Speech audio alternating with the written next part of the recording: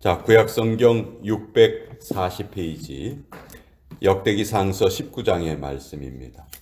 역대기상 19장 1절에서 5절까지의 말씀입니다. 역대상 19장 1절에서 5절까지의 말씀.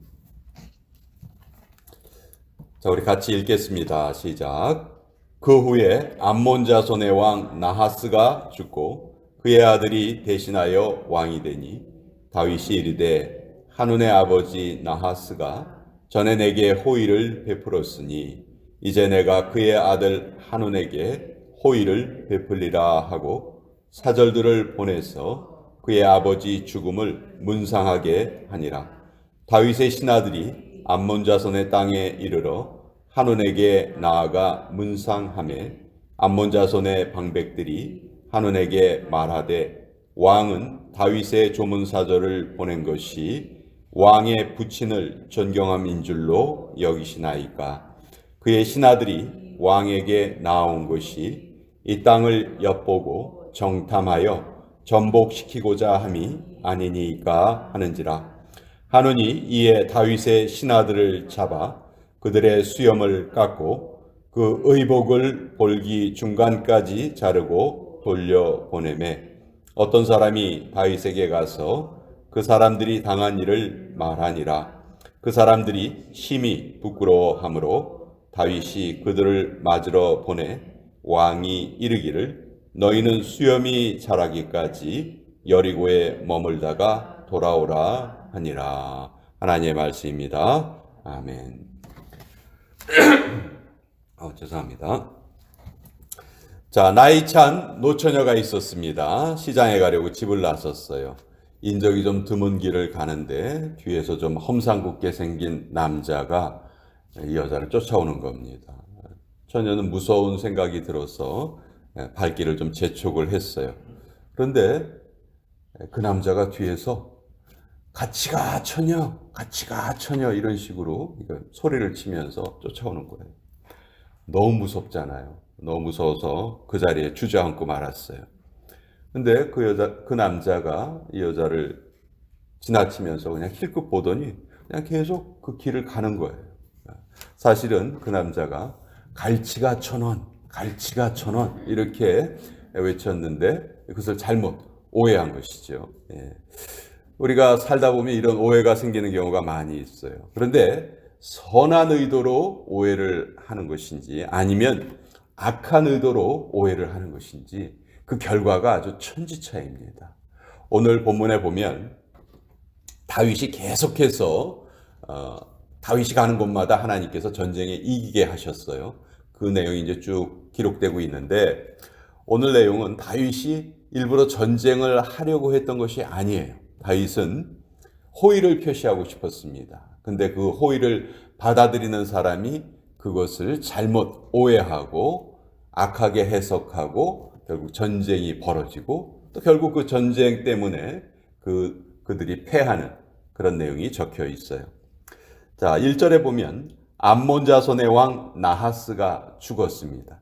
이 나하스가 다윗에게 호의를 베푼 적이 있는데 구체적으로 성경이 무엇이다 이렇게 알려주고 있지는 않아요. 아마도 다윗이 오랜 세월 동안 도망자로 살았기 때문에 사울왕에게 쫓겨다니던 시절에 나하스가 다윗에게 은택을 베푼 것이 아닌가 그렇게 추측을 할 뿐입니다.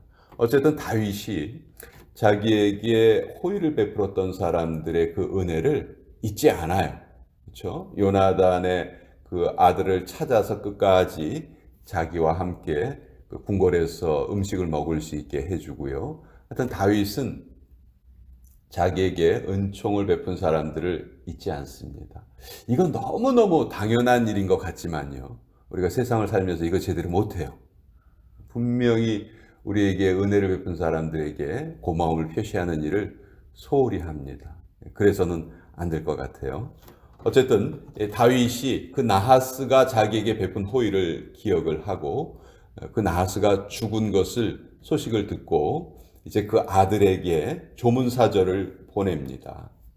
2절에 다윗이 이렇게 말하죠. 다윗이 이르되 한운의 아버지 나하스가 전에 내게 호의를 베풀었으니 이제 내가 그의 아들 한운에게 호의를 베풀리라.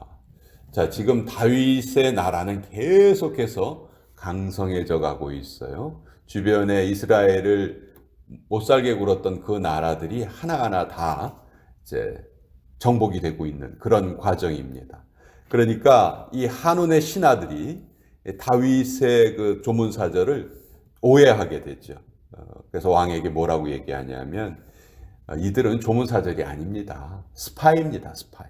우리나라 사정을 잘 정탐을 하고 아마 본국에 돌아가면 군대를 이끌고 우리를 쳐들어올 것입니다. 그러니 우리가 여기에 다윗의 꾀에 속아서는 안 됩니다. 이런 식으로 잘못된 악한 그 해석을 합니다.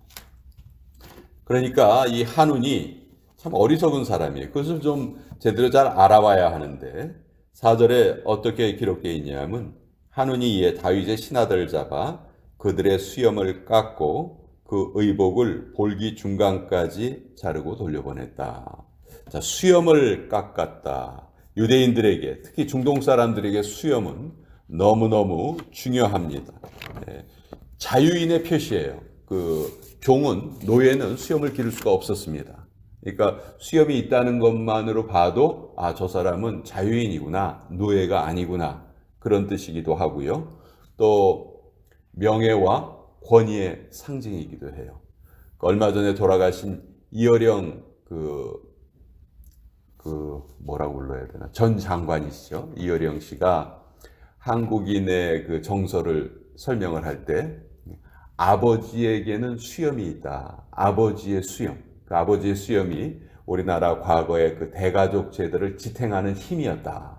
그렇게 이제 표현한 적이 있었는데, 이 수염이 있고 없고가 특히 중동 사람들에게는 너무너무 중요한 의미였어요. 이 수염을 잘랐다는 말은 너는 나의 종이다, 그런 뜻이고요. 너에게는 이제 명예와 권위가 없다, 그런 뜻이에요. 그러니까 이 수염을 잘랐다는 게 너무너무 큰 수치죠. 또 의복을 볼기 중간까지 잘랐다, 그런 말이 나오는데요. 과거에 이스라엘 사람들, 유대인들은 언더웨어가 없었습니다. 언더웨어가 없이 그저 그냥 겉옷, 통으로 짠 원피스 같은 거를 입고 살았어요. 근데 그 옷을 볼기 중간까지 잘랐다 하는 것은 언더웨어가 없기 때문에 다 몸이 드러나는 것이죠. 하체가 다 드러나는 수치예요. 이거는 오늘날 우리 생각으로는 아유, 수염도 잘리고 옷도 찢기고 그렇게 웃고 지나갈 일이 아니에요. 과거에 이런 일은요, 정말 전쟁이 날 만한 일이에요. 그래서 이것 때문에 이제 전쟁이 벌어집니다. 자, 다윗이 이 사절단들이 이렇게 큰 수치를 당하고 예루살렘으로 돌아오고 있다는 소식을 들었습니다. 그래서 다윗이 그들에게 또 사람을 보내서 너희는 여리고에 그냥 머물러 있어라. 자, 암몬 땅을 가려면요, 예루살렘에서 여리고를 지나서 암몬 땅으로 가야 됩니다. 여리고는 이스라엘의 그 오른쪽 국경에 있거든요. 그러니까 국경을 딱 지나자마자 제일 먼저 만나는 성이 여리고 성이에요. 우리 여호수아가 그 여리고성 정복한 이야기 잘 알잖아요. 가나안 땅 들어오자마자 여리고성을 정복을 하죠.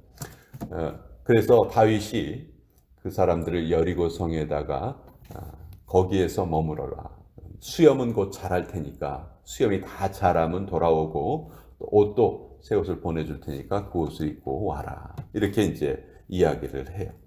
자, 다윗은 정말 그 아버지를 생각해서 호의를 베풀었는데 그 아들이 이렇게 어리석은 행동을 합니다. 그래서 결국 여기에서 전쟁이 벌어져요. 다윗은 이런 수치를 받았다는 것이 자기가 받은 수치가 아니고 나라 전체의 수치죠. 그래서 요압을 보내서 그 전쟁이 시작이 됩니다.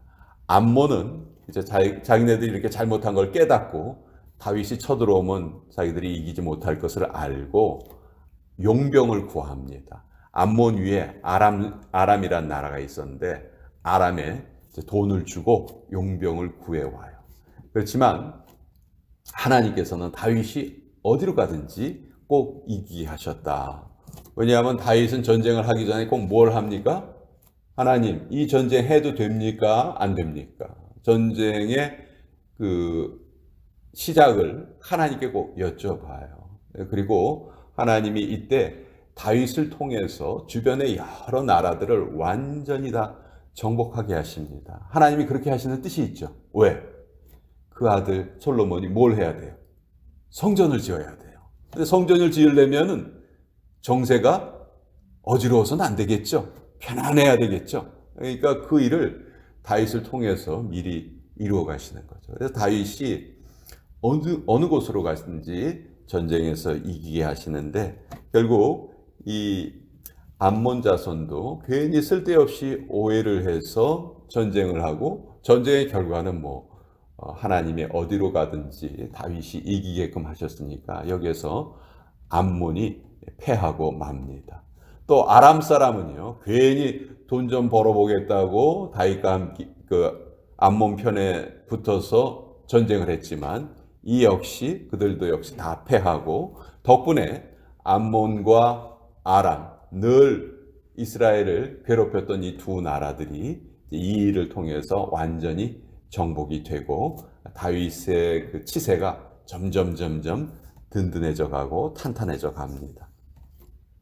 자, 오늘 이 사건은 얼마든지 전화위복이라는 걸 우리에게 알려주시는 그런 내용이에요.